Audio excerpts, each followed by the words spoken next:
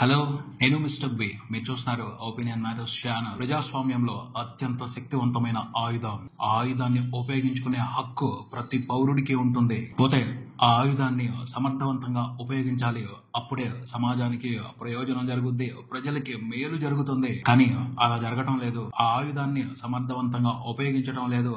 ఎలా ఉంది అంటే యుద్ధం చేయాల్సిన కత్తితో కూరగాయలు కోస్తున్నట్టు ఉంది. కూరగాయలు తరగడానికి వేరే కత్తులు ఉంటాయి, వాటితోనే కూరగాయలు తరగాలి. యుద్ధం చేయాల్సిన కత్తితో యుద్ధమే చేయాలి. అలానే AK-47 ఉంది, దాన్ని ఎక్కడ వాడాలో అక్కడ వాడాలి. అంతేగాని కర్రలా ఉంది, కొంచెం బారుగా ఉంది అని చెప్పేసి బూజు కర్రలాగా వాడతామా? దీన్ని పేల్చిన గుండె కదా బయటకు వచ్చేది అని పిట్టల్ని కొట్టడానికి వాడతామా? పిట్టల్ని కొట్టడానికి వేరే డమ్మీ గన్స్ ఉంటాయి. విలువ తెలియకుండా ఏ వస్తువుని వాడినా, ఏ ఆయుధాన్ని వాడినా జరగాల్సిన ప్రయోజనం జరగదు. అలానే కొన్నిసార్లు వస్తువుని ఉపయోగించడం తెలియకపోతే వినాశనం జరగవచ్చు. AK-47 సోల్జర్ చేతిలో ఉంటే బాధ్యతగా ఉపయోగిస్తాడు, అదే సైకో చేతిలో ఉంటే వినాశనం సృష్టిస్తాడు. అమెరికాలో పిచ్చోళ్ల చేతుల్లో గన్స్ ఎన్ని ఘోరాలని క్రియేట్ చేస్తున్నాయి. దాని నుంచి అమెరికా తప్పించుకోలేకపోతుంది. రెగ్యులర్ గా ప్రతి నెల ఏదో ఒక న్యూస్ వస్తానే ఉంది. అంటే ఉపయోగించాల్సిన వస్తువుని ఉపయోగించాల్సిన విధంగా ఉపయోగించకపోతే నష్టమే జరుగుద్ది. ప్రశ్నించడం కూడా అంతే. నిజంగా అది పవర్ఫుల్ వెపన్, దాన్ని బాధ్యతగా ఉపయోగించాలి. కానీ ఏం జరుగుతుంది? ప్రశ్నించడాన్ని ఒక చెత్త డంపు లాగా తయారు చేశారు. సరైన ప్రశ్న పడితే ఆలోచన రేకెత్తాలి. ఒకప్పుడు మేధావులు, రెస్పాన్సిబిలిటీ ఉన్న విలేకరులు పదునైన ప్రశ్నలు సంధించేవాళ్ళు. వాటి వల్ల రాజకీయ నాయకులు తడబడేవాళ్ళు, జనాలు ఆలోచించేవాళ్ళు. ఇది కదా మంచి, ఈ ప్రశ్నకి సమాధానం దొరికితే కదా మంచి జరుగుద్ది అని ఆలోచించేవాళ్ళు. ఇప్పుడు ఆ పరిస్థితి లేదు. సోషల్ మీడియా పుణ్యమా అని సర్టిఫికేషన్ లేని మేధావులు పుట్టగొడుగుల్లా పుట్టుకొచ్చారు, ఇంకా పుడుతూనే ఉన్నారు.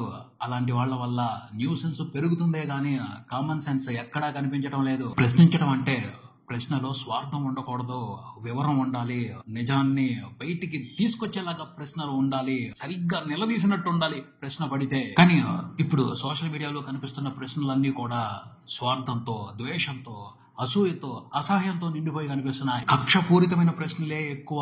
ఉపయోగపడే ప్రశ్నలు 100కి 1-2 పడుతున్నాయి అంతే. ఎజెండా పూరిత పొల్యూటెడ్ ప్రశ్నల మధ్యలో 1-2 మంచి ప్రశ్నలు ఎవరికి వినపడతాయి, ఎవరికి కనపడతాయి? సో ప్రశ్నించడం అనే విధానం పూర్తిగా కలుషితం అయిపోయింది.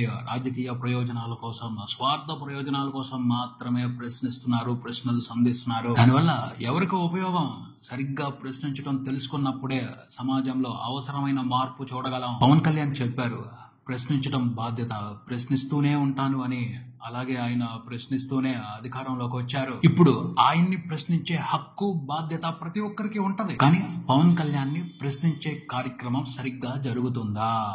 100కి 100% సరిగ్గా జరగడం లేదు. పవన్ కళ్యాణ్ పర్సనల్ విషయాల గురించి, పవన్ కళ్యాణ్ సనాతన ఐడియాలజీ గురించి, పవన్ కళ్యాణ్ రాజకీయ ఆలోచన విధానం గురించి ఏంటయ్యా సమాజానికి ఉపయోగం? ఇప్పుడు ఆయన రాజకీయ నాయకుడు మాత్రమే కాదు, ఒక మంత్రి, కొన్ని విభాగాలకి అధిపతి. ఆయన నేతృత్వంలో ఆయన చేపట్టిన విభాగాల్లో రాష్ట్రం అభివృద్ధి చూడాలి, అది సొసైటీకి ఉపయోగపడేది. డిప్యూటీ సీఎం గా ఉంటూనే పంచాయతీ శాఖ, rural development, rural water supply, forest department, tourism department, science and technology department, ఇన్ని విభాగాల్ని హ్యాండిల్ చేస్తున్నారు మంత్రిగా పవన్ కళ్యాణ్. ఆ డిపార్ట్మెంట్స్ లో ఏం జరుగుతుంది? ఆ డిపార్ట్మెంట్స్ డెవలప్మెంట్ కోసం పవన్ కళ్యాణ్ ఏం చేస్తున్నారు? వాటి గురించి ఎవరైనా పట్టించుకుంటున్నారా?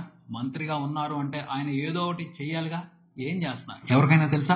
ఇలా ప్రశ్నించే వాళ్ళు, సోషల్ మీడియాలో గోలగోల చేస్తున్న వాళ్ళు, వాళ్ళందరినీ ఈ ప్రశ్న అడిగితే నో అనే చెప్తారు ఎక్కువ మంది. పంచాయతీ వ్యవస్థకు సంబంధించి రాష్ట్రంలో చాలా మార్పులు రావాల్సిన అవసరం ఉంది. దాని గురించి ఎవరూ ప్రశ్నించాం, ఎందుకంటే దాని గురించి తెలియదు, తెలుసుకోవాల్సిన అవసరం లేదు అన్నట్టుగానే బిహేవ్ చేస్తారు. ఫారెస్ట్ డిపార్ట్మెంట్ వల్ల అసలు ఉపయోగం ఏమిటి? దానికి అసలు ఒక మంత్రిత్వ శాఖ ఎందుకు ఇచ్చారు? సోషల్ మీడియాలో గోల్ చేస్తున్న వాళ్ళని ఈ ప్రశ్నలు అడగండి, ఎంతమంది సరైన సమాధానాలు చెప్తారో చూద్దాం. ఎవరో చెప్తారు ఈ డిపార్ట్మెంట్ వల్ల ఈ ఉపయోగం ఉంటది, ఇలాంటి ప్రయోజనం ఉంటది రాష్ట్రానికి అని. ఆ మాటలు పట్టించుకోం, వాటి గురించి మాట్లాడడం, వాటి గురించి చర్చించాం, వాటి గురించి ప్రశ్నించాం. పవన్ కళ్యాణ్ డ్రామాలు ఆడుతున్నాడు, పవన్ కళ్యాణ్ ఇంట్లో ఇది జరిగింది, పవన్ కళ్యాణ్ కి అల్లు అర్జున్ కి మధ్యన గ్యాప్ ఇలా ఉంది, అవి అవసరమైన విషయాలు. వీటి గురించి మాట్లాడుకుంటే, వీటి గురించి డిస్కస్ చేస్తే రాష్ట్రం అభివృద్ధి చెందుద్ది. అవి కావాలి.